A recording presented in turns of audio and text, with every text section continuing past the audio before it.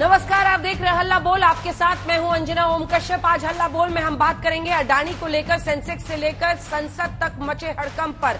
गौतम अडानी बस 2 दिनों पहले तक दुनिया के 8वें अमीर हुआ करते थे, लेकिन 24 जनवरी को सामने आई हिंडनबर्ग रिपोर्ट के बाद उनकी कंपनियों के शेयर लुढ़कने लगे, उनकी दौलत कम होने लगी। दुनिया के अमीर लोगों की लिस्ट में 15वें नंबर पर पहुंच गए।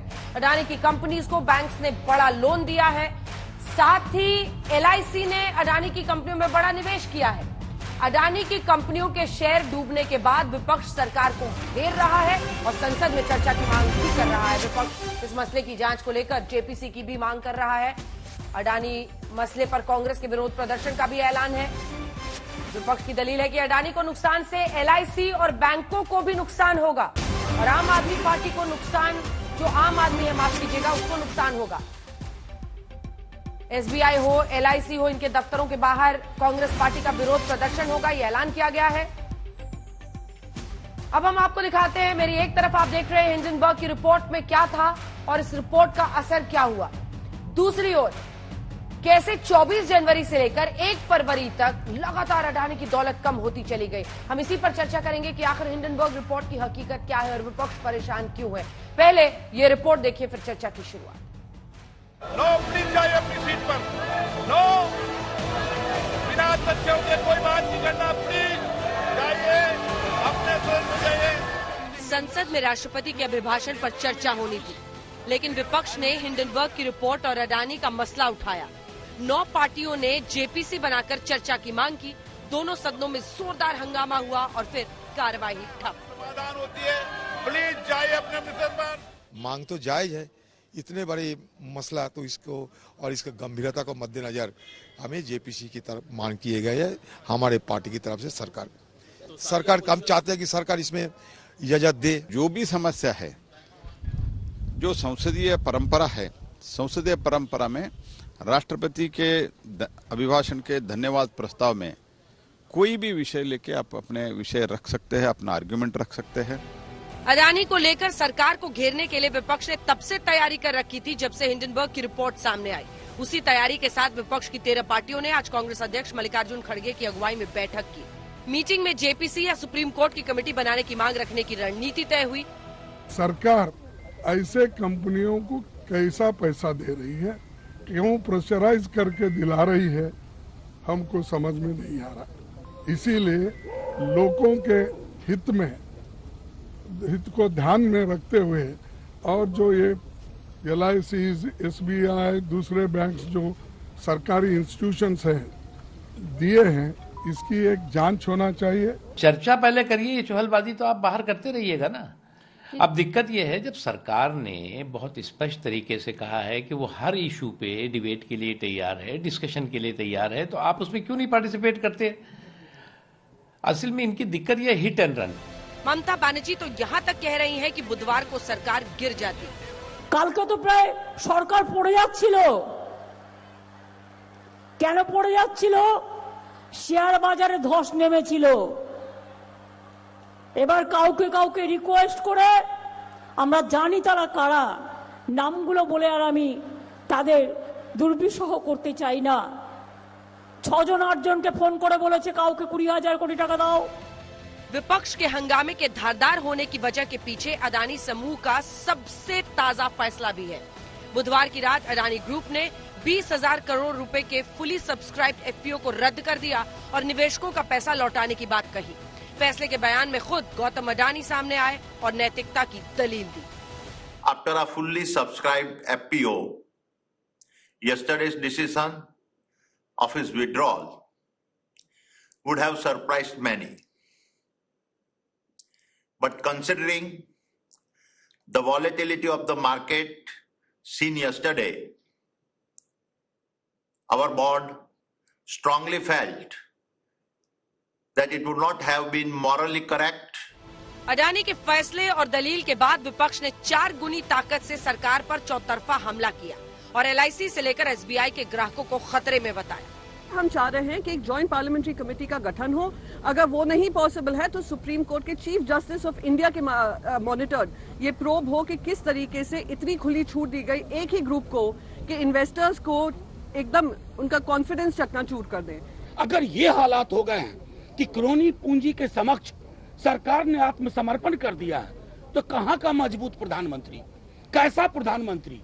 सारी रवायतों को आपने उनके पांव पे, उनके चरणों पे रख दिया है। कि पूरे देश में जिनके पैसे बैंकों में जमा हैं या LIC की पॉलिसीज जिनके पास हैं और अन्य वित्तीय संस्थाओं में पैसे जिनके हैं, उन लोगों में दहशत पैदा हो गई है। तो एक दिन में 27% क्रैश होता है, उसका मतलब है उस आदमी का क्रेडिबिलिटी चले जाता है। क्रेडिबिलिटी जाने के बाद और पैसे लेते हैं आप लोग, उसमें मोरालिटी की क्या बात है? हमारा इश्यू ही नहीं है इसमें। चलिए अब आपको बताते हैं कि पूरा मामला क्या है। अमेरिकी रिसर्च फर्म हिंडनबर्ग ने अडानी एंटरप्राइजेस को लेकर एक नेगेटिव रिपोर्ट जारी की। 24 जनवरी को जारी 106 पन्नों की रिपोर्ट में कहा गया कि अडानी की अधिकांश कंपनियां कर्ज में डूबी हैं। रिपोर्ट में अडानी की कंपनियों के शेयर ओवरप्राइस्ड होने के दावे किए गए। हिंडनबर्ग की रिपोर्ट के बाद अडानी समूह के शेयर बाजार में लुढ़कने लगे। हिंडनबर्ग की रिपोर्ट के पहले दिन अडानी ग्रुप के शेयर्स में करीब 20% की गिरावट आई। हिंडनबर्ग रिपोर्ट को अडानी ग्रुप ने खारिज किया और इसे देश पर हमला करार दिया। कम होती संपत्ति ने अडानी को अमीर लोगों की लिस्ट में 16 पर ला दिया। CBI कहाँ है, सेबी कहाँ है, ED कहाँ है, इनकम टैक्स डिपार्टमेंट, जैसे बाकी फाइनेंशियल करप्शन करके, फाइनेंशियल फ्रॉड करके बाकी लोग भाग गए हिंदुस्तान छोड़ के, विजय माल्या, नीरव मोदी, मेहुल चौकसी, ऐसे ये भी भाग जाएंगे। तो लोगों का क्या होगा?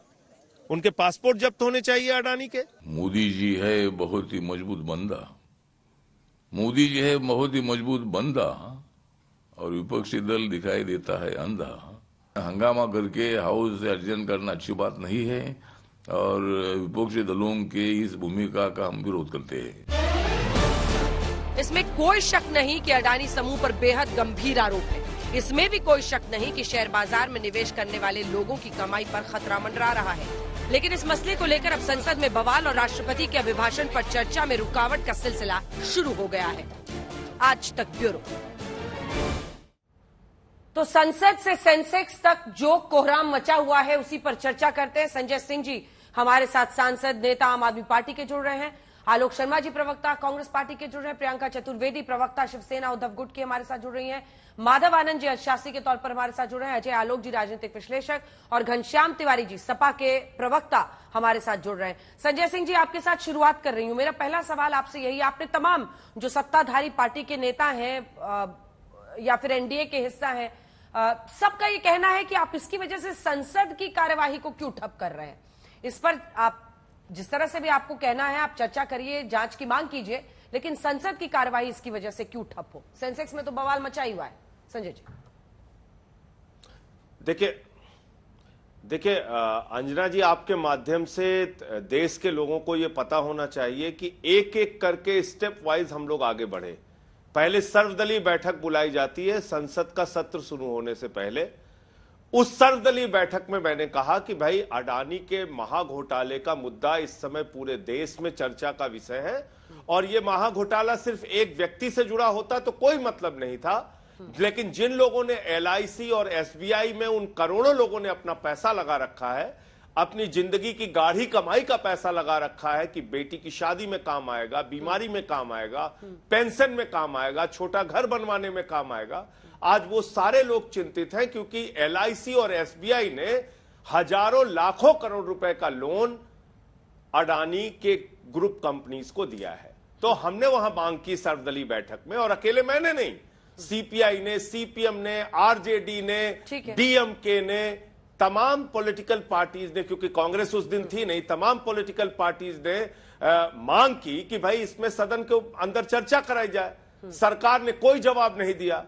फिर राष्ट्रपति के अभिभाषण का भी बायकॉट किया, उस दिन भी हमने कहा कि इस पे चर्चा कराई जाए। आज सदन में 267 का नोटिस दिया कि भाई इतना बड़ा महाघोटाला और भ्रष्टाचार है, इसके बारे में चर्चा कराई जाए। और आपके दर्शकों को मैं बताना चाहूंगा सिर्फ 2 लाइन में कि भ्रष्टाचार है क्या।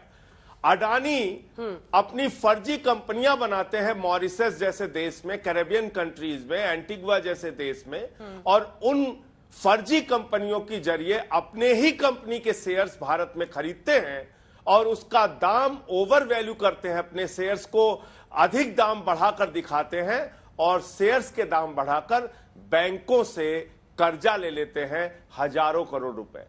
और बैंकों में किसका पैसा जमा है? LIC में किसका पैसा जमा है? आम इंसान का, मजदूर का, किसान का, रेडी वाले का, कर्मचारी का, पत्रकार का, सब आम लोगों का पैसा जमा है। एसबीआई में किसका पैसा जमा है? आम लोगों का पैसा जमा है। तो ये इस पे सरकार को सामने आके जवाब देना चाहिए। और अगर आपकी सीबीआई है, ईडी है, सेबी है, इनकम टैक्स डिपार्टमेंट है, तो कहां सो रहा है भाई? ठीक है माधव आनंद जी, इतने बड़े मामले में कहीं कोई कार्रवाई करते हुए तीन दिख रहा हो पक्ष तो है आप मुझे इसके, बताइए। तीन पक्ष है, तीनों पर आपका जवाब चाहती हूँ। एक तो वो कह रहे हैं कि सरकार ने इस पर चर्चा क्यों नहीं कराई, जिसकी वजह से विपक्ष का हम देख रहे हैं संसद में बवाल। दूसरा वो कह रहे हैं कि आप इसकी जांच कराइए, जांच के लिए क्या सरकार पहल नहीं करनी चाहिए सरकार को। तीसरा सवाल, जिनका एसबीआई और एलआईसी में जो इन्वेस्टर्स हैं वो कितने चिंतित हो, तीसरे मुद्दे पर भी आएगी बारी बारी से। अंजना जी देखिए कि भारत की जो अर्थव्यवस्था है विश्व में सबसे तेजी से उभरती हुई अर्थव्यवस्था है और 5वीं सबसे बड़ी इकोनॉमी है। अगर हिंडनबर्ग की रिपोर्ट पढ़ें और टाइमिंग को अगर लेके देखें तो मुझे लगता है इसमें एक बहुत बड़ी साजिश है भारतीय अर्थव्यवस्था को लेकर।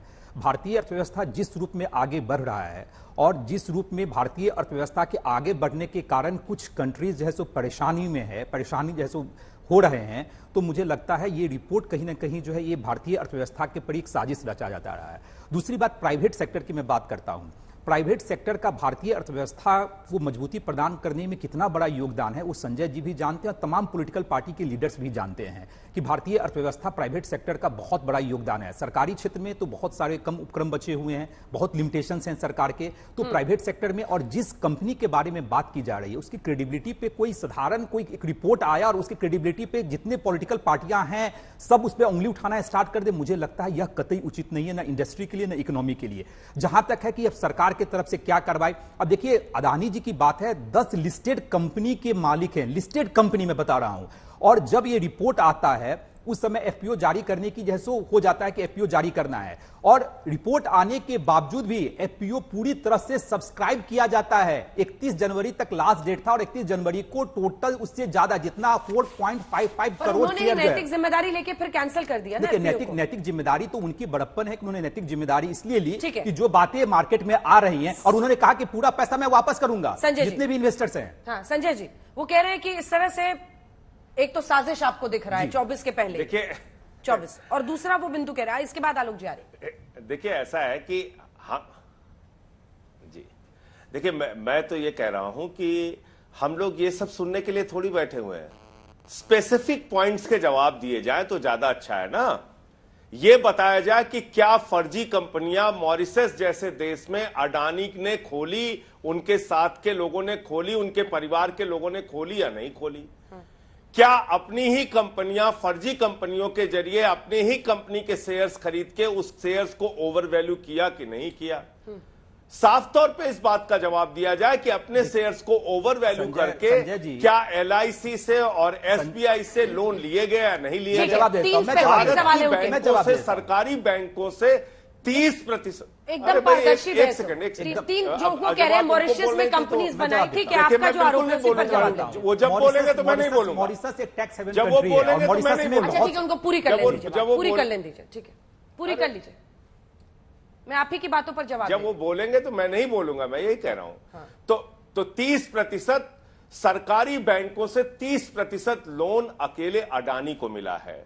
अडानी की 2014 में संपत्ति रहती है 37,000 करोड़, 18 में होती है 59,000 करोड़, 20 में होती है 2.5 लाख करोड़ और 22 में हो जाती है 10,11,00,000 करोड़। एक ही व्यक्ति को आप सब कुछ देते जा रहे हैं। सीमेंट उसको दे दिया, बिजली उसको दे दिया, सड़क उसको दे दिया, उसी को आपने एयरपोर्ट दे दिया, उसी को आपने पोर्ट दे दिया। 20,000 करोड़ के ड्रग्स उसके पोर्ट पे पकड़ी जाती है, उसकी कोई जवाबदेही नहीं।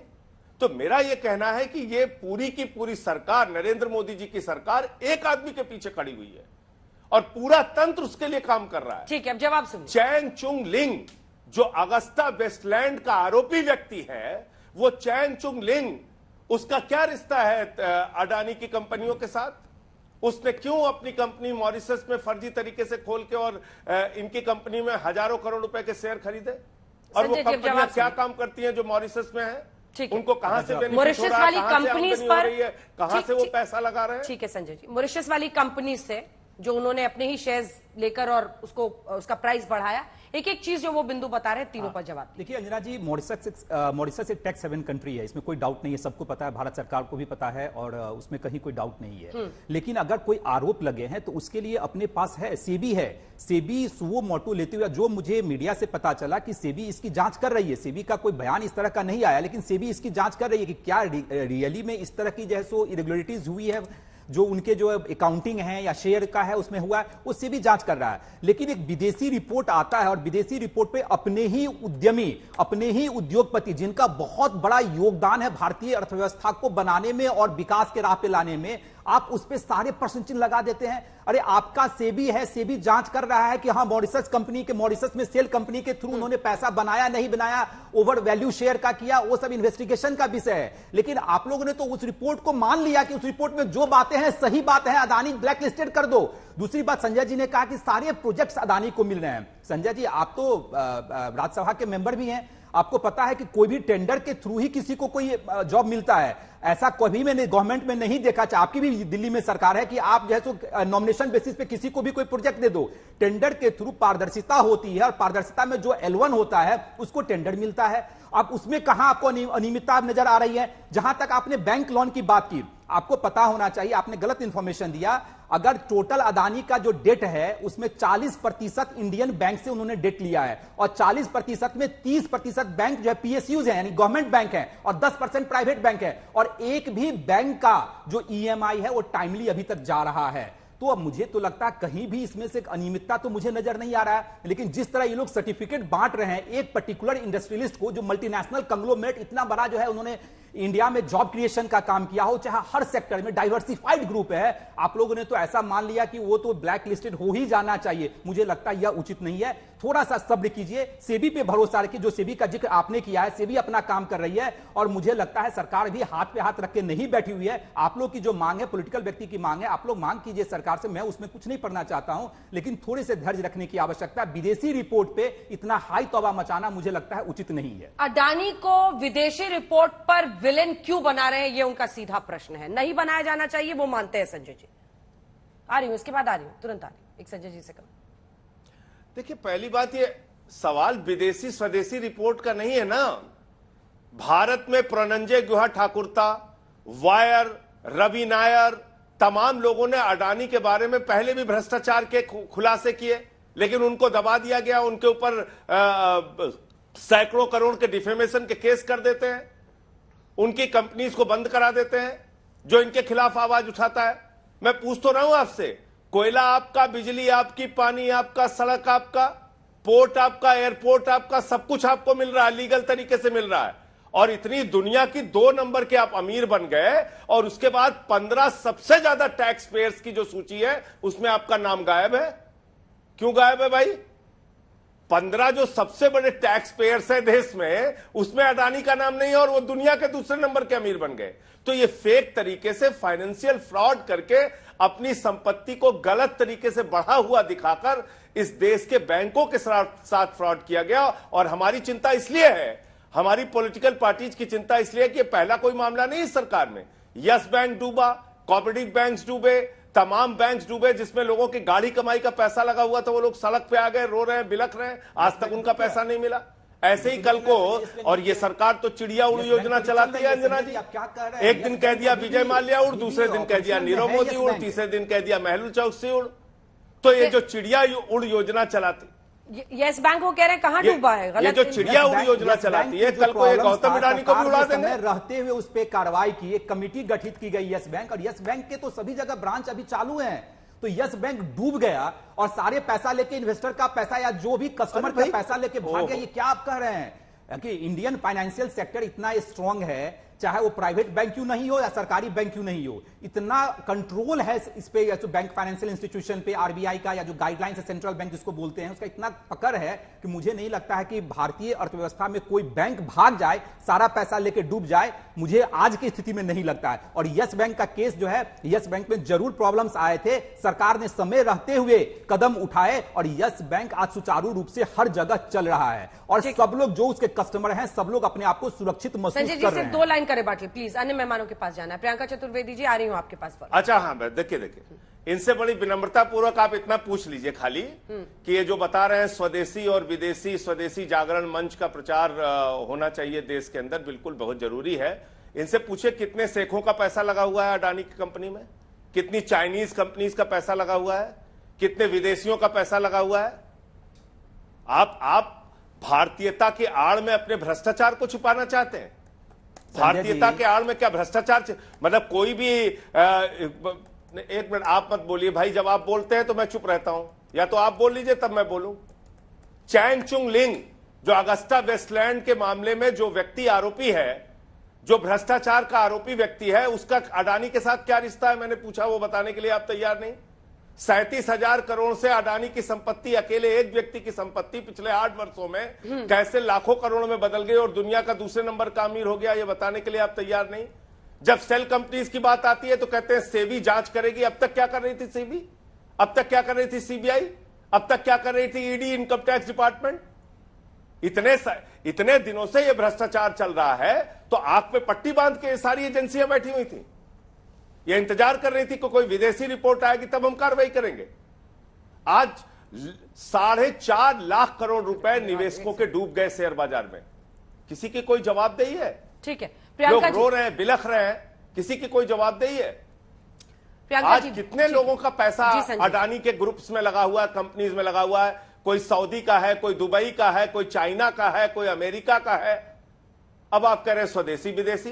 अरे भाई, विदेशियों का पैसा तो सब लगाया हुआ है अडानी की कंपनी। एक कमेंट सबसे ले ले फिर आप लोग, क्योंकि फिर नहीं तो 2 लोगों के बीच में ही पूरी बहस होती रह जाएगी। प्रियंका जी, बीजेपी कह रही है इसका सरकार से क्या लेना देना है, जिस तरह की जांच होगी सेबी को जांच करना होगा, जो भी होगा। उन्होंने नाम नहीं लिया है किसी का, लेकिन वो इससे अलग हट रहे हैं, कह रहे हैं बजट पर चर्चा जरूरी है, वो विपक्ष को करना चाहिए।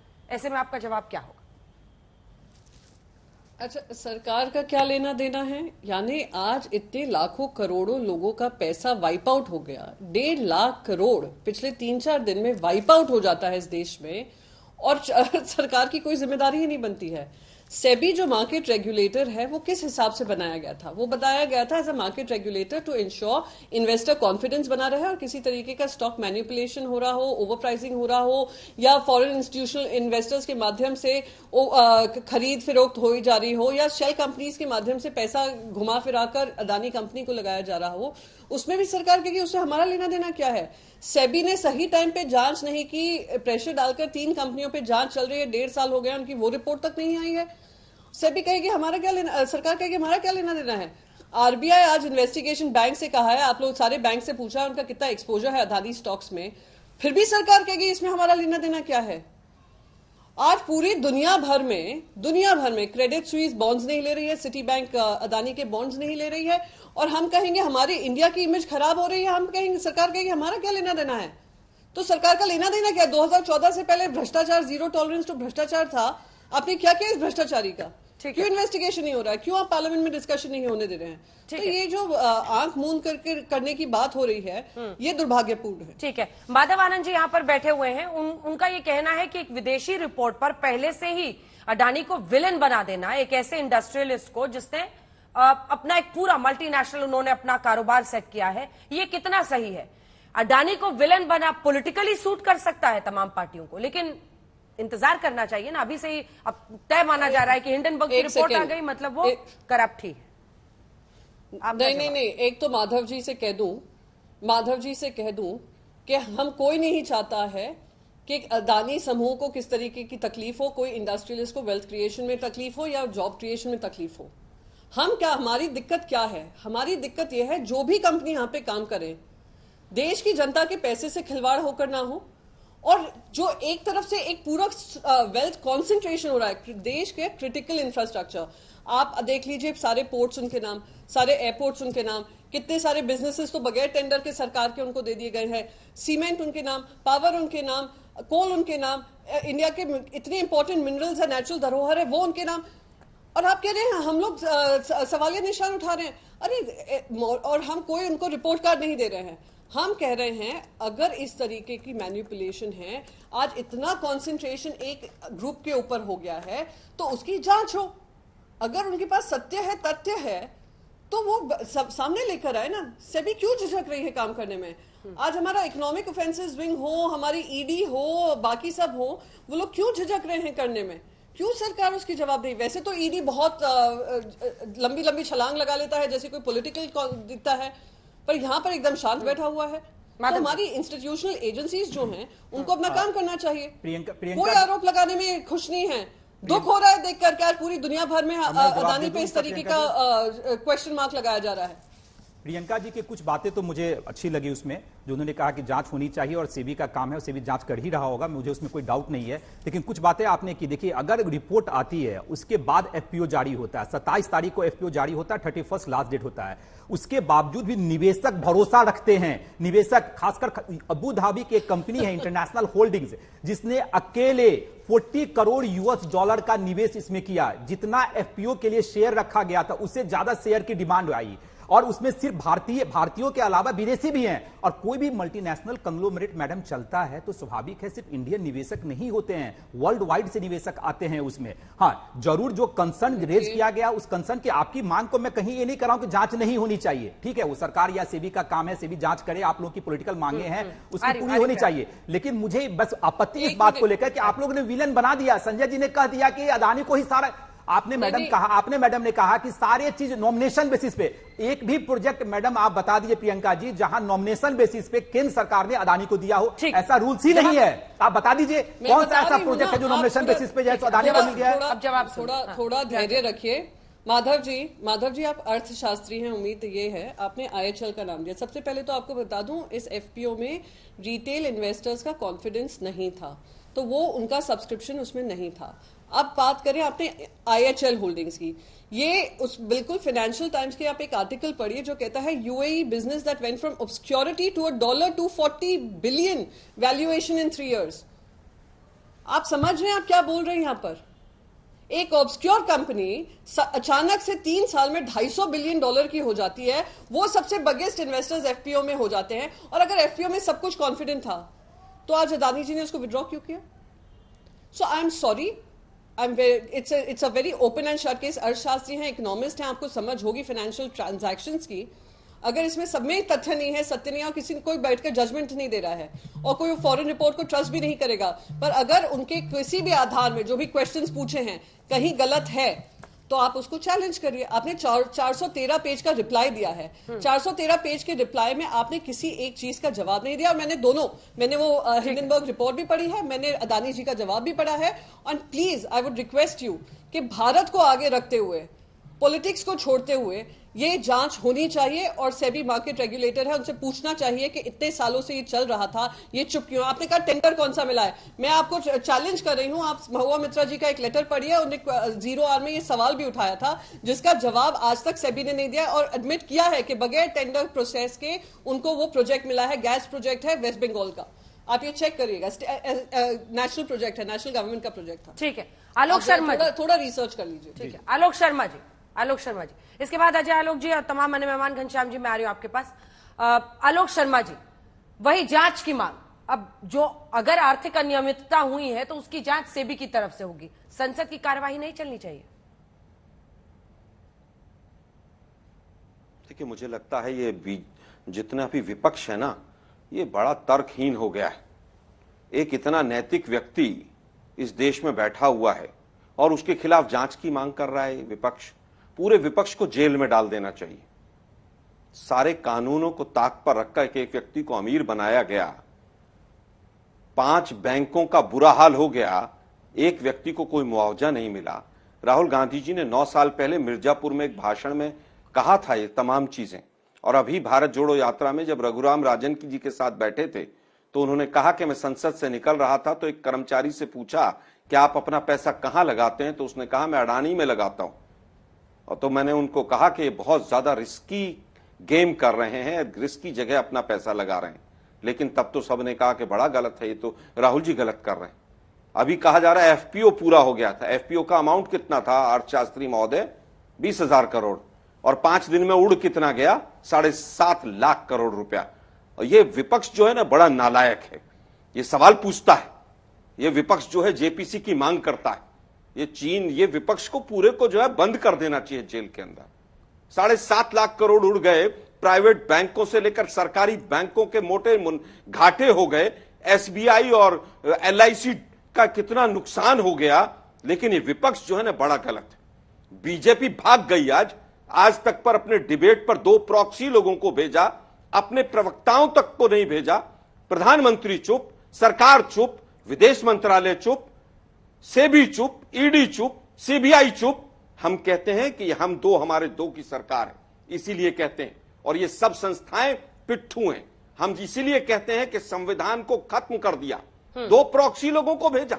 बीजेपी आज कहती है 56 इंच की सरकार, इतनी मजबूत सरकार, इतनी मजबूत पार्टी, वर्ल्ड की सबसे बड़ी पार्टी, और आज तक की एक डिबेट पर अपने प्रवक्ता को नहीं भेज पाई, एक प्रेस कॉन्फ्रेंस नहीं कर पाई बीजेपी। एक प्रेस कॉन्फ्रेंस करने में क्या है?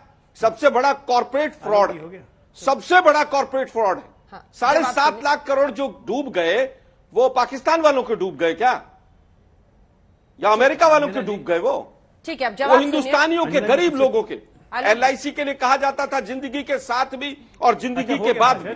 हम पूछ रहे हैं, एक विनोद अडानी हो गया भाषण, सुनिए तो सही। एक गौतम अडानी है, अजय आलोक जी जवाब पूछ रहे हैं नरेंद्र अडानी कौन है जो पीछे से, ये नरेंद्र अडानी कौन है जो नरेंद्र अडानी इनको बचा रहा है?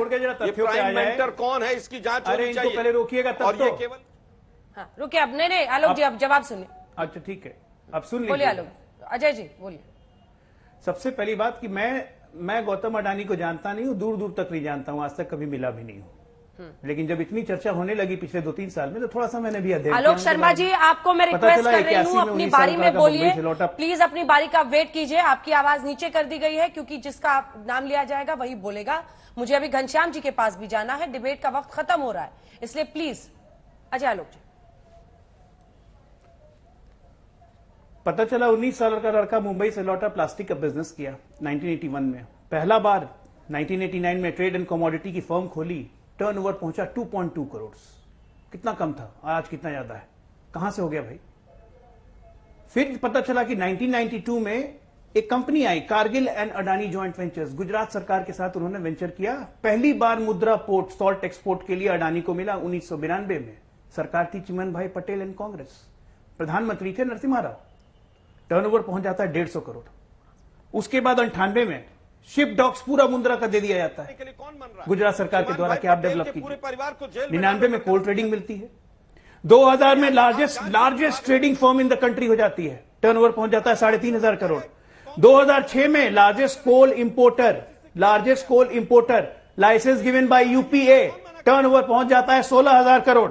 2009 पावर जनरेशन सबसे बड़ी। 2012 इस तरह से एक इंडस्ट्रियलिस्ट का डिफरेंट पॉलिटिकल पार्टी से उस वक्त की जो सत्ता होती है उनके साथ संबंध होता है, और हर राजनीतिक दल जो सत्ता में होता है वो चाहता है कि ट्रेड और कॉमर्स कंट्री का बढ़े, चाहे वो कांग्रेस पार्टी हो चाहे वो मोदी जी हो।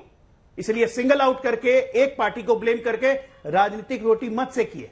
मैडम बोल रही थी प्रियंका जी, बिना टेंडर के सब कुछ दे दिया गया, ये दे दिया गया। वो महाविकास अघाड़ी में दिघी पोर्ट दिया गया था, बिना टेंडर के दे दिया क्या दिघी पोर्ट अडानी को? लेफ्ट वाले बोल रहे थे, अतुल अंजान जी को सुन रहा था, 705 करोड़ में विजयाक पोर्ट दे दिया केरला में, यूडीएफ सरकार ने 705 करोड़ रुपए लिए। क्या ये सब बेच रहे थे देश को? आप क्या कर रहे हैं? लोकतंत्र की धज्जी उड़ा रहे। एक कॉर्पोरेट जो देश में काम कर रहा है, जिसने अपनी मेहनत से और अपने बूते से आज ये मकाम बनाई है, जिसने आज इतने लोगों को एम्प्लॉयमेंट दिया है, उसको आप अपनी राजनीतिक चश्मे में घेर रहे हैं जस्ट बिकॉज की मोदी को टारगेट करना है। अरे आप ये बोलिए ना, अडानी बहाना है, पार्लियामेंट नहीं चलने देना है क्योंकि बजट पे डिस्कशन नहीं करना है। क्रक्स तो यहां है।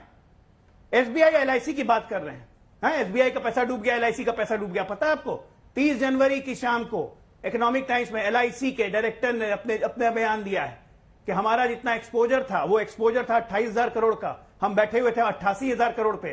30% गिरने के बाद भी आज 60,000 करोड़ रुपए हैं हमारे पास। इसका मतलब शुद्ध मुनाफा कितना?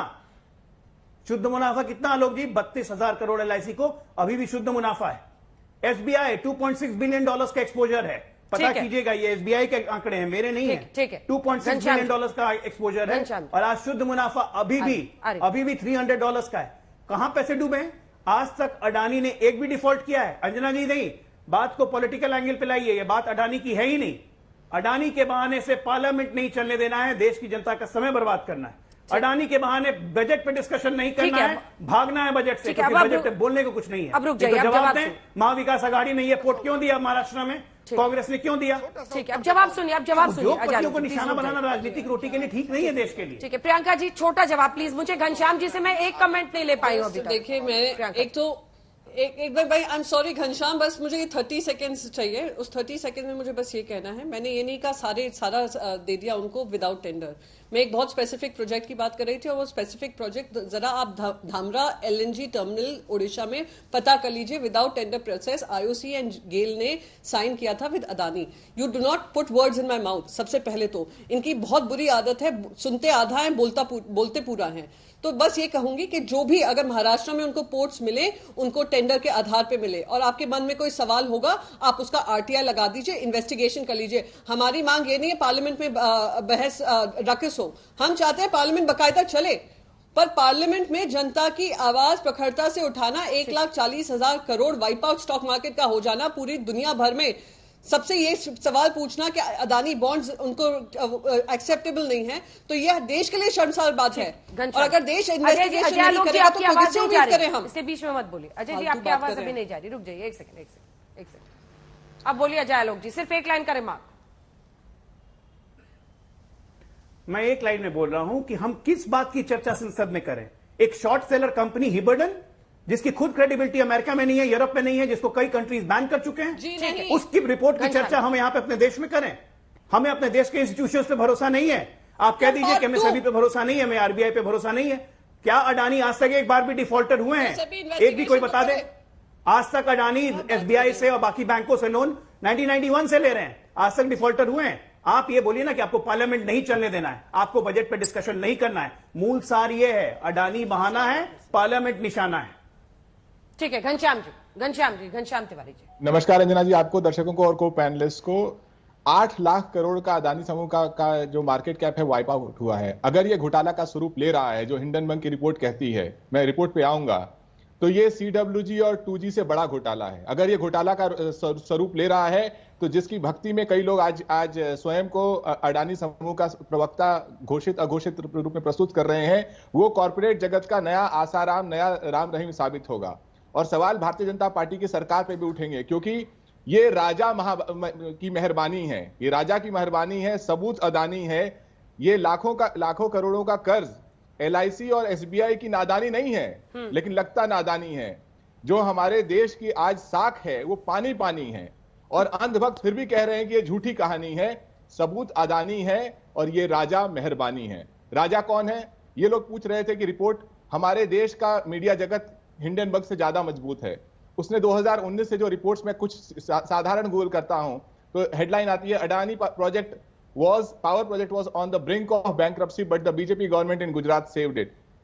तमाम आपको रिपोर्ट्स एक साधारण गूगल सर्च पे मिलेंगी, जहां पर मेहरबानी राजा और अदानी जी की साख दोनों को सवाल पे के घेरे में लाया जा सकता है। और जो अभी सेबी की बात कर रहे थे, वो लोग कहां हैं? जो SBI के वो लोग कहां हैं जिसने इस ग्रुप को 23,000 करोड़ का लोन दिया? LIC के वो लोग कहां हैं? वो कौन सी प्रक्रिया थी जिसके आधार पर 10,000 करोड़ का पैसा अदानी ग्रुप को दिया गया? और आज उन लोगों से पूछा क्यों नहीं जा रहा है? कौन पूछेगा? जो भारतीय जनता पार्टी अपने प्रवक्ता, सांसद, मंत्री एक किसी भी चर्चा पे भेज सकती है, वो आज तक जैसे बड़े चैनल पर बहस करने के लिए उसने अपने सांसद नहीं भेजे, अपने प्रवक्ता नहीं भेजे। किसी भी मंच पर पिछले 3 दिनों में भारतीय जनता पार्टी की तरफ से एक चू आवाज नहीं आई। एक ड्रॉप ऑफ द हैट, एक मक्खी उड़ने पर ये लोग ED CBI भेज देते हैं, लेकिन एक चूज आवाज नहीं आई। देश की साख का सवाल है, उन लोगों की साख का सवाल है जिन्होंने मोदी जी के अच्छे दिन के जुमलों को देख करके शेयर मार्केट में निवेश किया है। LIC की साख का सवाल है, जिसको ये सरकार प्राइवेटाइज करने की चेष्टा करती रही है, जिसको शेयर मार्केट के हवाले करने की चेष्टा करती रही है। और ये बड़बोली सरकार चुप है। अजय आलोक जी, छोटा सा कमेंट। मंत्री ये बोलेंगे कि अदानी जी का शेयर उन्होंने नहीं खरीदा। छोटा सा कमेंट, इसके बाद मैं कंक्लूडिंग रिमार्क सबसे लूंगी। छोटा सा काम नहीं चलेगा, ये देश के खिलाफ है जैसे अदानी जी बोल रहे हैं। भाषणबाजी से काम नहीं चलेगा। जिस कंपनी ने 20,000 करोड़ की जगह 23,000 करोड़ रुपए मार्केट से जुटा लिए और अगले ही दिन मॉरल रिस्पॉन्सिबिलिटी लेते हुए कि मेरे शेयर में फ्लक्चुएशन हो रहा है, वो कंपनी सारे के सारे पैसे वापस लौटा रही है। अगर कोई फ्रॉड कंपनी होती ना आप लोग की तरह, तो ये जनता का पैसा लेके बैठ जाती, शेयर डूबते तो डूबते, गौतम अडानी का क्या जाता? इसलिए मैं सबको अपना पूरा बोलने दे रही हूँ, प्लीज। इंडिविजुअल को तो कुछ होता नहीं है, राइट? कंपनी है, आईपीओ निकला है, लेके बैठ जाती, डुबा देती, लेकिन उन्होंने नहीं किया क्योंकि साख जरूरी है। इंडस्ट्री में रहने के लिए, बिजनेस में रहने के लिए, लंबा खेलने के लिए साख जरूरी है। राजनीतिक दल अपनी साख खो रहे हैं। एक अदने से मसले को, हिडनबर्ग जैसी शॉर्ट लिस्टेड कंपनी के मसले को लेकर पार्लियामेंट नहीं चलने देना, यह देश का ज्यादा बड़ा अपमान है। और आप बजट पे डिस्कशन नहीं करना चाहते हैं, भागिए मत अपनी जिम्मेदारी से। संजय जी, इसी कॉर्पोरेट्स लोग को आप भेजते थे राज्यसभा। संजय जी अब देखिए, पहली बात तो संजय जी देखिए पहली बात तो यह कि बहुत अच्छा रिसर्च हमारे मित्र अजय आलोक जी ने किया अडानी के बारे में, लेकिन वो उस रिसर्च में शायद वो नहीं खोज पाए कि केतन पारिक के साथ मिलकर यही अडानी ग्रुप्स ने 1999 और 2000 के वर्ष में 495 रुपए का शेयर 6 हफ्ते में 1300 रुपए का किया था, और उस फ्रॉड के कारण इनकी कंपनियों के ऊपर बैन लगा था। पता नहीं ये रिसर्च कर पाए कि नहीं कर पाए, और क्यों नहीं कर पाए मुझे नहीं मालूम। विनोद अडानी जो इनके भाई हैं, वो कई प्रकार के घोटाले घपले में पहले भी आरोपित हो चुके हैं, पहले भी उनके ऊपर आरोप लग चुके हैं। पता नहीं वो रिसर्च में ये जान पाए कि नहीं जान पाए। विनोद अडानी जो इनका भाई है, वो सेल कंपनीज मॉरिशस और टैक्स हेवन कंट्रीज में, कैरेबियन कंट्रीज में बनाकर ही इनकी ही कंपनियों के शेयर खरीदने के धंधे करता है।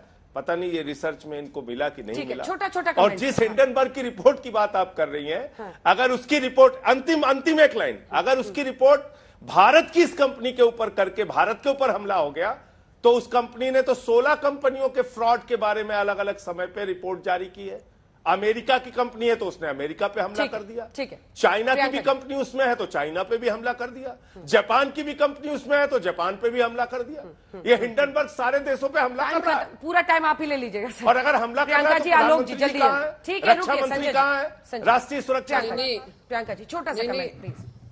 रिसर्च में एक चीज और ऐड कर दूं कि कहीं महाशय का एक और रिसर्च कम पड़ गया कि 2014 से लेकर 2022 तक जो मुनाफा पोर्ट्स, एयरपोर्ट्स, सीमेंट, कोल, मिनरल्स, ऑस्ट्रेलिया बिजनेस, जहां पे भी बिजनेस हुआ, साथ में ऑस्ट्रेलिया भी प्राइम मिनिस्टर के साथ गए थे। अब ये सारी चीजें शायद अपनी रिसर्च में कम देखी है। बस मैं यही कहूंगी, इनके ही सीएफओ ने, जो 5 बार बदल चुके हैं, सीएफओ ने कहा कि इंडियन इन्वेस्टर्स अदानी के स्टॉक बेच रहे हैं, इट्स लाइक जलियांवाला बाग। इतना शर्मनाक कंपैरिजन किया। मैं कहूंगी ये जलियांवाला बाग का किस्सा नहीं है, ये कोहिनूर जो देश से छीना गया था, कोहिनूर को अपने ताज पे सजाने के लिए। आलोक जी एक लाइन। अच्छा ठीक है, जल्दी से एक जवाब सबका दे दीजिए। अंजना जी देखिए, विशुद्ध रूप से इस पे राजनीति हो रही है, और मैं एक राजनीतिक व्यक्ति से चाहता हूं कि प्लीज उनको जो है आप जो है इस तरह राजनीति के चश्मे से देखना बंद करें। और जहां तक प्रधानमंत्री जी के डेलीगेशन में जा रहा है, तो आदरणीय मनमोहन सिंह जब प्रधानमंत्री थे उस टाइम में भी बिजनेस डेलीगेशन, जहां जहां प्राइम मिनिस्टर जाते हैं बिजनेस डेलीगेशन उनके साथ जाता है। मुझे उसमें कोई राजनीति नहीं लगता है कि अदानी को प्रमोट किया गया। तो इसीलिए आपकी अपनी सोच है, आप अपनी सोच को जैसे रख सकते हैं, लेकिन जांच होनी चाहिए और पूरी बात सामने आनी चाहिए। देश दुनिया की बाकी खबरों के लिए देखते रहिए।